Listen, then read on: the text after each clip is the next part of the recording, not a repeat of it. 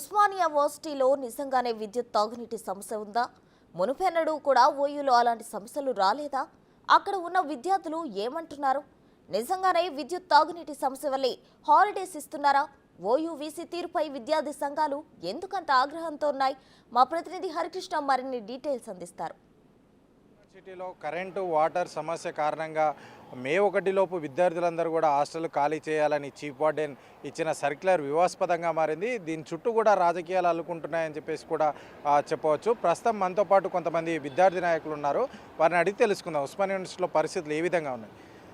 ఉస్మానియా యూనివర్సిటీలో current water సమస్య కారణంగా హాస్టల్ ఖాళీ చేయాలని చెప్పేసి నోటీస్ కూడా ఇచ్చారు కదా.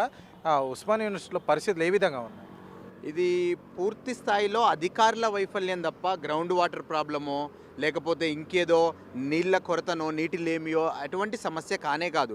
మనం చూసుకున్నట్లయితే ఆర్ట్స్ కాలేజ్ పక్కన ఉన్నటువంటి బోర్ ఏదైతే ఉంటుందో అది చాలా పెద్దది.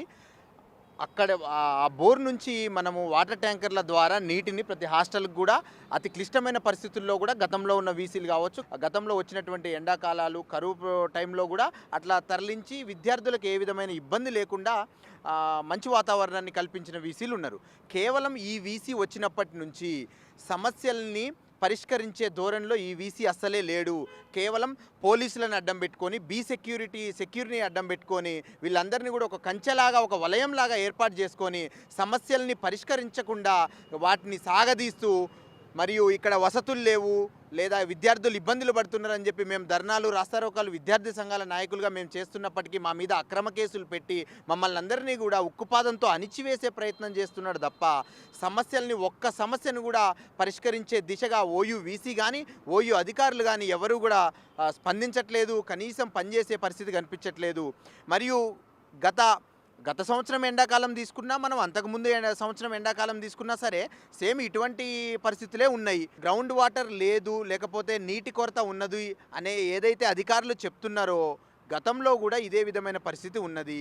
వాటర్ ట్యాంకర్ల ద్వారా అన్ని హాస్టళ్లకు కూడా నీటిని సప్లై చేసి అందించి విద్యార్థులకి ఏ విధమైన ఇబ్బంది లేకుండా చూడాలి తప్ప మీరు చేతులెత్తేసి మీ అసమర్థతని మా పైన రుద్దడమో లేకపోతే మీ చేతగానితనాన్ని ప్రదర్శించడమో ఇది మాత్రమే అవుతుందని చెప్పి విద్యార్థి నాయకులుగా హెచ్చరిస్తూ ఉన్నాం. అయితే ఉస్మానియా యూనివర్సిటీలో పవర్ సమస్య, నీటి సమస్య అనేది కొంతమేర ఉంది. కానీ దాన్ని హాస్టల్స్ క్లోజ్ చేసి విద్యార్థులను బయటకు పంపించే అంతగా ప్రొజెక్ట్ చేస్తుంది ఈ మేనేజ్మెంట్. మాకు ప్రభుత్వంతో కానీ లేకపోతే కాంగ్రెస్ ప్రభుత్వంతో కానీ ఏ సమస్య లేదు ఇప్పటివరకు. అయితే ఇది కేవలం ఉస్మానియా యూనివర్సిటీ అధికారుల బాధ్యత రాహిత్యం నిబద్ధతలు ఏమి తప్ప అంతకుమించి ఏం లేదు. వాళ్ళు విద్యార్థులను కేవలం భారంగా మాత్రమే ఫీల్ అవుతున్నారు. విద్యార్థుల సౌకర్యాలు ఇవ్వకుండా విద్యార్థులను ఇక్కడ ఉండడమే వాళ్ళు భారంగా ఫీల్ అవుతారు. ఎంతసేపు హాస్టల్ వెకేషన్స్ ఇవ్వడం, ఇంటికి పంపించడము ఇదే వాళ్ళు ఒక అచీవ్మెంట్లో చూస్తున్నారు. నిజానికి అయితే విద్యార్థులు ఉండకపోవడమే అచీవ్మెంట్లో చూస్తున్నారు. సమస్య ఉందని పోతే స్పందించడానికి ఎవరూ లేరు. ఈ చీఫ్ వార్డెన్ కావచ్చు, నిన్న గర్ల్స్ హాస్టల్ వాళ్ళు వాటర్ కోసం కేర్ టేకర్ కానీ chief warden girls hostel warden కానీ కాల్ చేస్తే ఇంకోసారి మాకు కాల్ చేయకండి, మేము చేయలేము, మా దగ్గర డబ్బులు లేవు. మరి ఎందుకు మరి వాళ్ళు డబ్బులు లేనప్పుడు ఎందుకుంటున్నారు? వాళ్ళు విద్యార్థుల దగ్గర నుంచి లక్షల్లో ఫీజులు వసూలు చేస్తూ మెస్ ఫీజులు వసూలు చేస్తూ మినిమం ఫెసిలిటీస్ ఇవ్వకుండా వాళ్ళు చాలా రూడ్గా బిహేవ్ చేస్తున్నారు, రూడ్గా మాట్లాడుతున్నారు. వాళ్ళు ఇవాళ ఉస్మానియా యూనివర్సిటీని అదేవిధంగా కాంగ్రెస్ ప్రభుత్వాన్ని బురద జల్లడంలో కార్యక్రమంలో భాగంగానే ఈ విధంగా చేయడం జరిగింది. దానిని ఇలా బీఆర్ఎస్ పార్టీ నాయకులు ఇలా కేసీఆర్ గారు మాట్లాడుతూ ఉన్నారు, హరీష్ రావు గారు మాట్లాడుతూ ఉన్నారు, చాలామంది మాట్లాడుతూ ఉన్నారు. కానీ ఇదే ఉస్మానియా యూనివర్సిటీని సర్వనాశనం చేయడానికి కంకణం కట్టుకొని పనిచేసిన వాళ్ళు గతంలో పరిపాలించినటువంటి కేసీఆర్ ప్రభుత్వం కాదని చెప్పి ఇలా ప్రశ్నిస్తూ ఉన్నాం. ఇవాళ ఉస్మానియా యూనివర్సిటీ కాదు, రాష్ట్రంలో ఉన్నటువంటి అన్ని విశ్వవిద్యాలయాలను సర్వనాశనం చేసింది గత బీఆర్ఎస్ ప్రభుత్వం. కానీ ఇవాళ మరి ఎక్కడి నుంచి ప్రేమ పుట్టుకొచ్చిందో మాకు అర్థం కావట్లే. మరి ఇవాళ వాళ్ళు మాట్లాడుతూ ఉన్నారు. వాస్తవానికి ప్రభుత్వం కూడా నిన్న ఉప ముఖ్యమంత్రి బట్టి విక్రమార్క గారు స్పందించడం జరిగింది.